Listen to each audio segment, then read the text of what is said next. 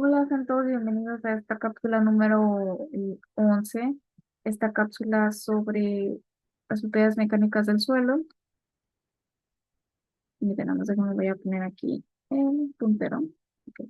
Bienvenidos a esta cápsula 11 de la materia de geomecánica aplicada a la industria petrolera.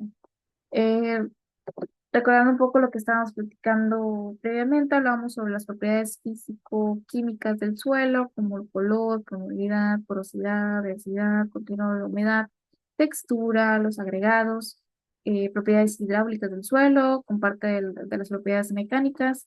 Ahora, siguiendo con las propiedades mecánicas del suelo, vamos a platicar sobre la compactación. ¿Qué es la compactación del suelo? La compactación del suelo es un recurso la condensación del suelo puede entenderse como la pérdida de volumen que experimenta una determinada masa del mismo o reducción de su espacio poroso entre los agregados debido a fuerzas externas que actúan sobre él. Recuerden que este suelo es un recurso con una velocidad de degradación muy rápida y altas tasas de formación y regeneración extremadamente lentas. ¿Ok? Entonces, el suelo se regenera muy lento, que son esas técnicas de regeneración. Se forman también muy lento y se degrada muy rápido. ¿Ok?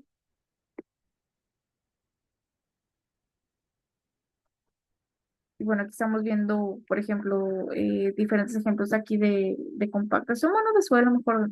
Este es un agregado. Esto pues, justamente es una porción de suelo. Acá también estamos observando una porción de suelo. Acá también estamos observando una porción de suelo con capas. Y aquí estamos agregando también una forma de agregado del suelo. Aquí la compactación, justamente la compactación sucede también por procesos realizados por los humanos, en este caso actividades humanas, ¿no? Como por el paso de un camino donde pasan trailers, coches, todo tipo de vehículos, la compactación del suelo se ve afectada, ¿no? Ese es un ejemplo. La Soil Science Society define como compactación del suelo el proceso por el cual las partículas del suelo sufren un rearreglo, aumentando el contacto entre sí mismas, disminuyendo el espacio poroso e incrementando lo que es la densidad aparente, término que ya hemos visto. Proceso por el cual se reduce la porosidad del suelo, aumentando su densidad. Ejemplo, acá tenemos una imagen donde estamos viendo las partículas del suelo, que son suelos sin compactar. Se fijan, los espacios porosos son más grandes, ¿no? Es donde esté vacíos. Y un suelo compactado, vemos una reducción estos espacios porosos, en donde estamos observando estas partículas más unidas, ¿no? A eso se refiere con la compactación y con una reducción de su porosidad y por lo tanto aumenta su densidad.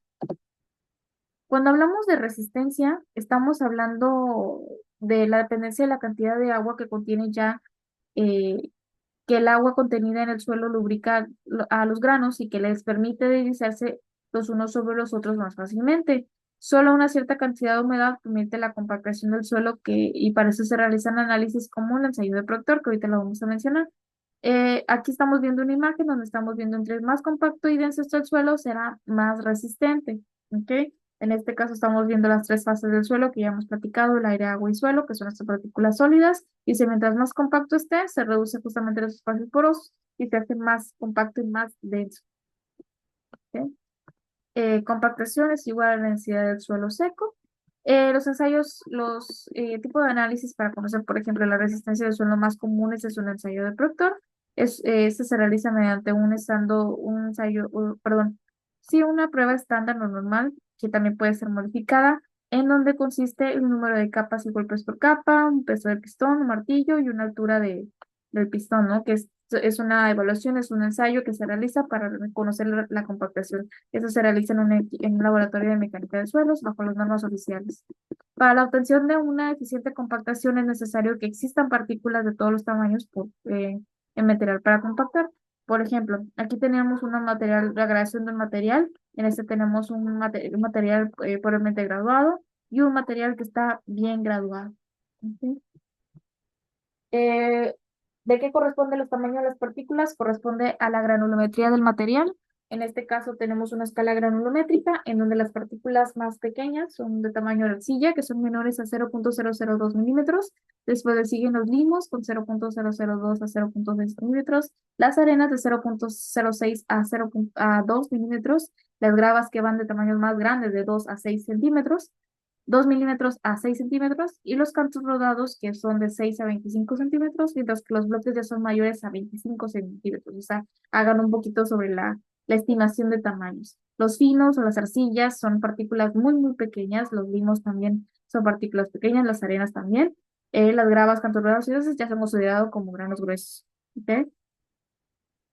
Las arenas, tenemos arenas medias, arenas finas, y bueno, los limos y arcillas son conocidos como esta parte más fina del suelo. Esta granulometría se hace mediante un análisis granulométrico a través de unos tamices en donde se tamiza justamente un cierto contenido de, de material, ciertos gramos o kilogramos. Son regularmente 500 gramos de material que se analizan, se pasan a través de tamices por diferentes mallas de diferentes tamaños que nos permiten justamente identificar qué tanto contenido de material se queda retenido en el matriz, en el tamiz, perdón, y se obtiene lo que son una escala granulométrica que nos permite conocer justamente la distribución de estas partículas del tamaño del suelo. Las pruebas de compactación del suelo es el análisis de Proctor que ya había mencionado. Tiene cuatro variables que afectan la compactación: el peso unitario, el contenido de agua, el tipo de suelo, la energía de compactación. ¿Ok? En donde cada suelo reacciona diferente a la manera con respecto a la densidad máxima, la humedad óptima, y cada suelo tendrá su propia y única curva de control. ¿Cuál es este método? Se excava un hueco de 15 centímetros de ancho por 15 centímetros de profundidad en el suelo compactado. Se pesa el suelo, perdón, extraído, se seca y se vuelve a pesar. Se obtiene un cierto porcentaje de humedad.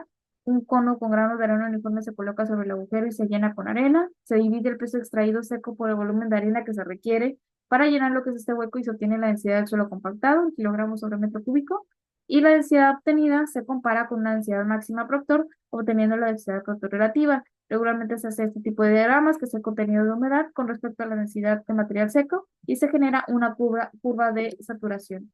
El ensayo de Proctor, aquí estamos viendo contenido de humedad con respecto al peso unitario, en donde se analiza justamente esos cambios con respecto al peso unitario y la densidad.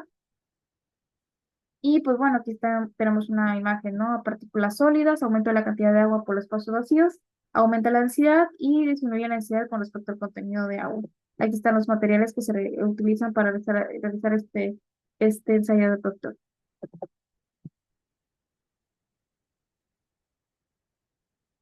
Y bueno, vamos a ir platicando. El procedimiento de aplicar energía al suelo suelto para eliminar espacios porosos, aumentando así su densidad y en consecuencia su capacidad de soporte y estabilidad de otras propiedades. Su objetivo es el mejoramiento de las propiedades mecánicas del suelo.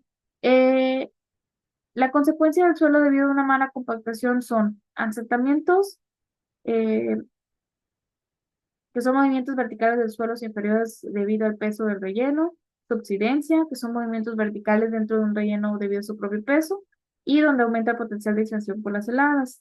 Aquí tenemos varios ejemplos, por ejemplo, de la subsidencia, en donde tenemos un ejemplo, un fraccionamiento de una banqueta debido al asentamiento de la estructura, ¿ok?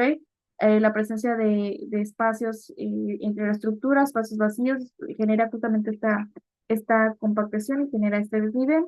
O también los procesos de subsidencia, que es la extracción de fluidos o de sólidos que ocasiona que las capas del suelo se reacomoden ya que no tienen sustento de lo que se sustrajo, y eso hace que se vuelvan a acomodar bajo el nivel de la superficie que abundó. Es decir, podemos tener un suelo o una estructura saturada, compuesta por diferentes fases: gaseosa, agua y sólidos. Si en una de esas fases se extrae, por ejemplo, el agua, queda un espacio vacío, sus poros vacíos, que al momento de soportar el peso de las capas de arriba, que hace, se compacta, ¿no? Y genera estos fenómenos de subsidencia. Eh, Aquí, bueno, estamos viendo nada más ya una imagen en donde estamos viendo igual los fenómenos de compactación del suelo. ¿Qué puede generar compactación del suelo? El sobrepastoreo, ¿ok? El paso excesivo de una maquinaria, el rendimiento pobre, que eso afecta justamente la compactación del suelo. Un suelo sano es un suelo que tiene una regular compactación; un suelo compactado suele afectar relativamente la fertilidad de lo que es el suelo. Y ya, los métodos de compactación, luego existen métodos de comparación por impacto. que se aplica produciendo golpes a alta velocidad mediante una placa apisonadora, método de compactación por presión, se aplica utilizando una máquina muy pesada cuyo peso comprime las partículas del suelo sin necesidad de un movimiento vibratorio. Compactación por vibración se aplica produciendo vibraciones de alta frecuencia sobre la superficie del suelo. Y compactación por amasado que se aplica produciendo altas presiones distribuidas en áreas pequeñas donde los rodillos lisos pasan, ¿no?